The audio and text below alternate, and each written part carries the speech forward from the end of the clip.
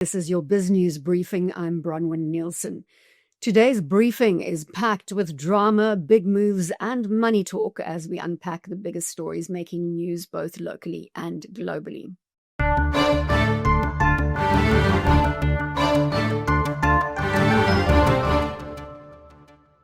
Big news out of Pretoria. The Madlanga Commission is digging deep into claims of corruption and interference in the police.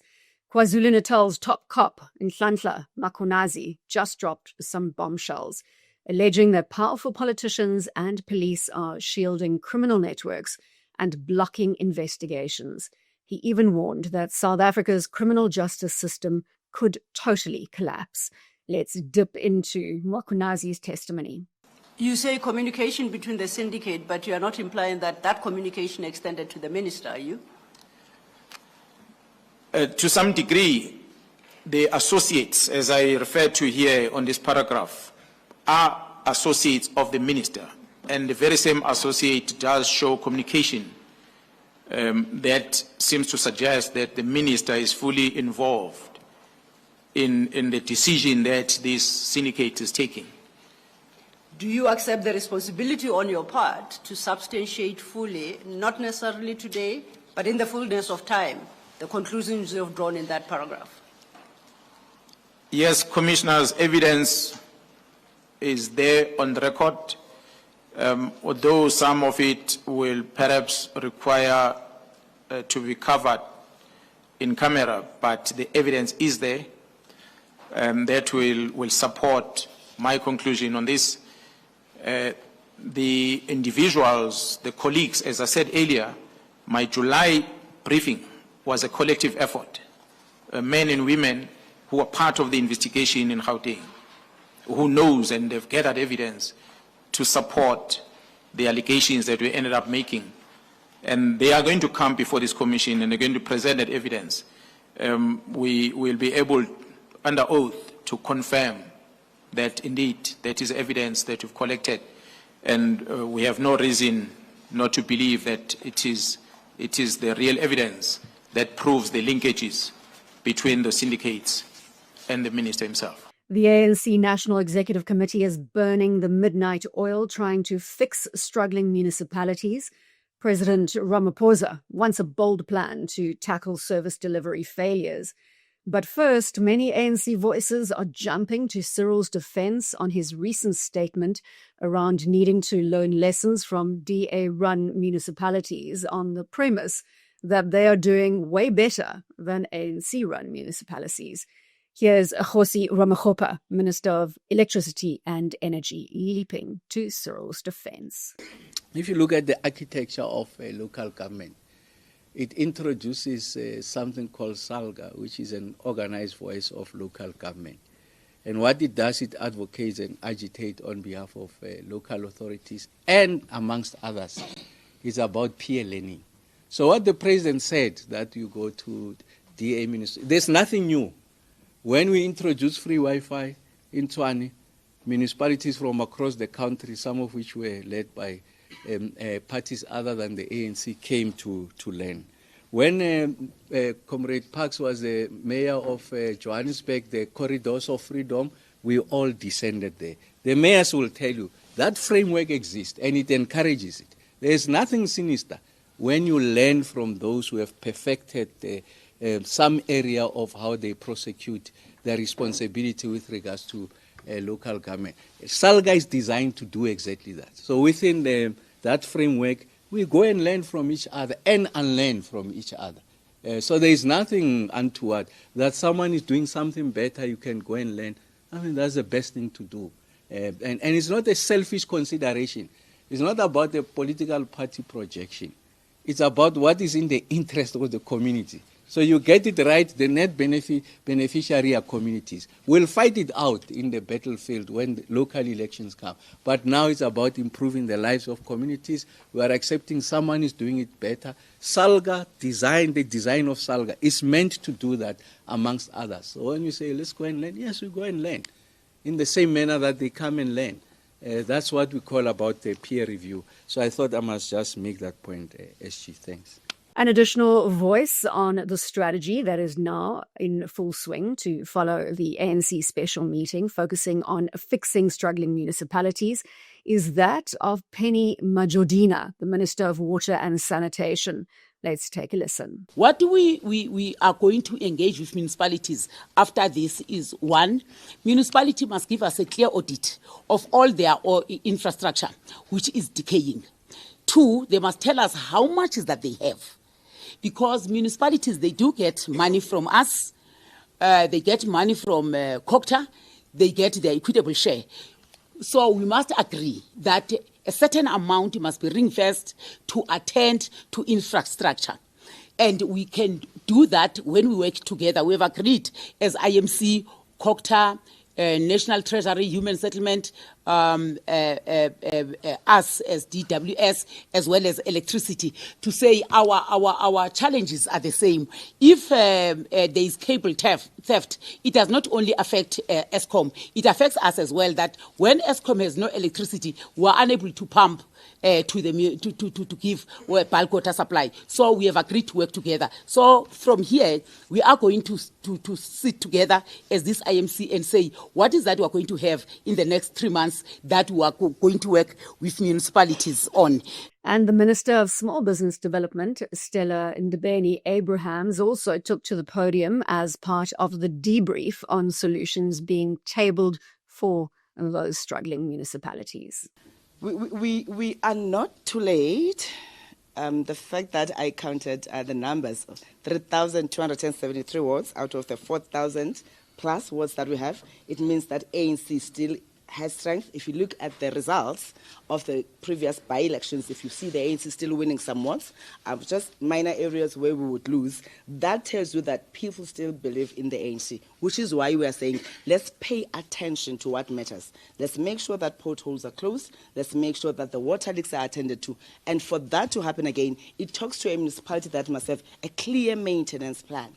Minister Comrade Ramaphosa will come here, Comrade Pemi will come and talk about the plans that they have. But if there's no proper maintenance plan in the municipality, then we're not going to be able to achieve all of this that we're talking about. That's why you see in the pillars that have been identified in the action plan again, it's that one of strengthening institutional capability, because they go together.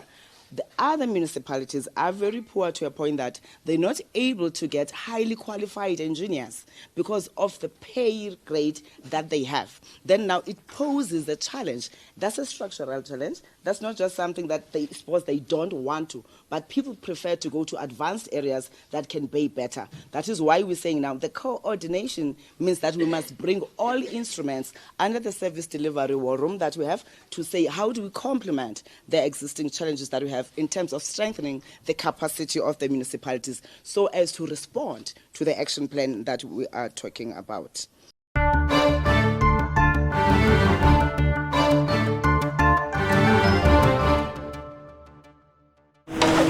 And Hermanus is a man from this windy little town called Yaku. Sorry, other way around. Yaku's from Hermanus. Yaku, we need to talk about your upgrade problem. I don't have an upgrade problem. 2 Audis, an Opel, a Kia, and a Hyundai. It's 5 cars, Yaku. Denial. I just love cars. And we buy cars that make it so much easier for you and convenient to sell your car. You want to try it? Okay, just once. Turn off the cameras. I see how this is addictive. Take 2 of those. We Buy Cars, the easiest way to sell your car by far.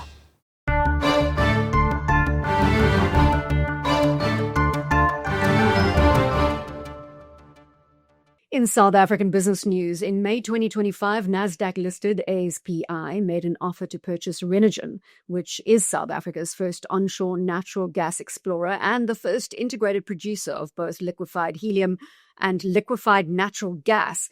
CEO Stefano Morani sat down with Alec Hogg to explain why the company's acquisition by ASP Isotopes is a win for shareholders. This is a transaction that still enables us to reach the so-called Holy Land from a helium perspective. But the story is much bigger now.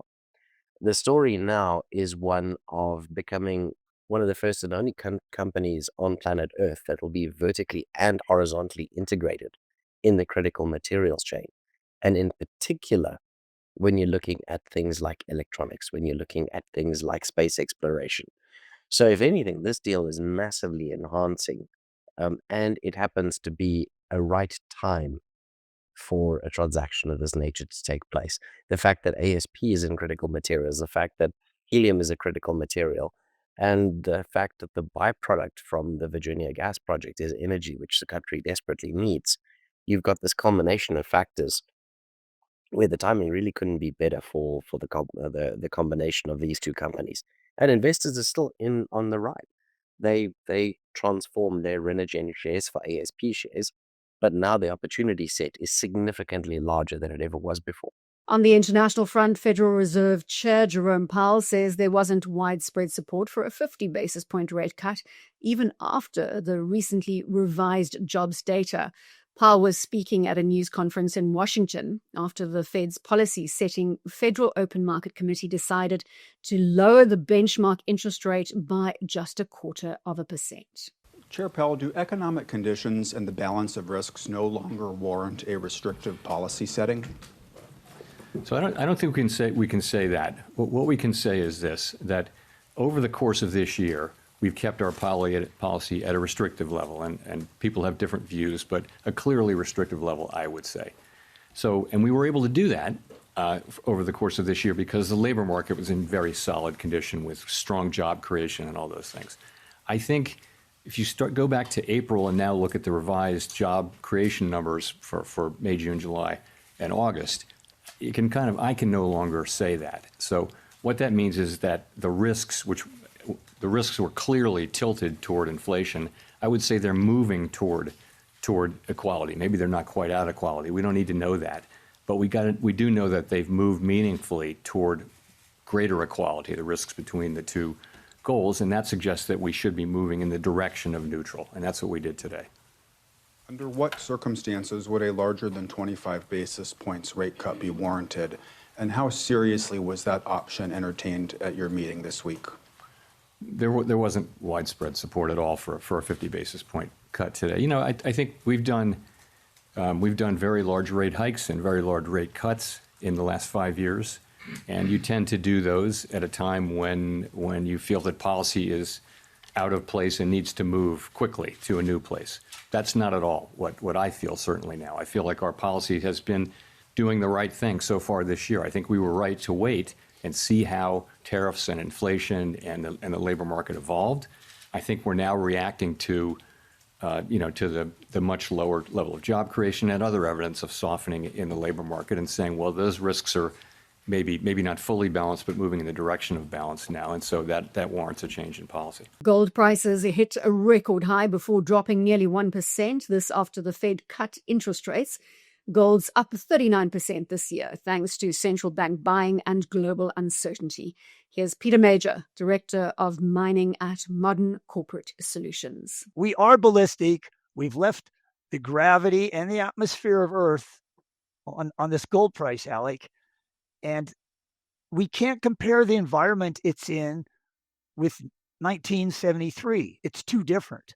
You know, the world has been off the gold standard since 1973, and it's still off the gold standard. And we can say, okay, but who's buying it? That's what's really changed. Who's buying it? Because now, I don't think there were quite 200 countries in the world then, but probably a dozen or two really carried any weight. Well, more than a couple dozen carry weight now. And the big ones, it's not the U.S. is way, way up there and everybody else is multiples down. China is neck and neck with the U.S. in many more measurabilities than it's not. 1.4 billion people, it's way ahead of us. And if all those people are buying an ounce, like we always talked about, now they are kind of doing it. And there's a big, rich, powerful government that's bolstering its reserves. You know, didn't have anything like that in 1980. So all I see is relative to the S&P 500, gold isn't even at its long-term mean.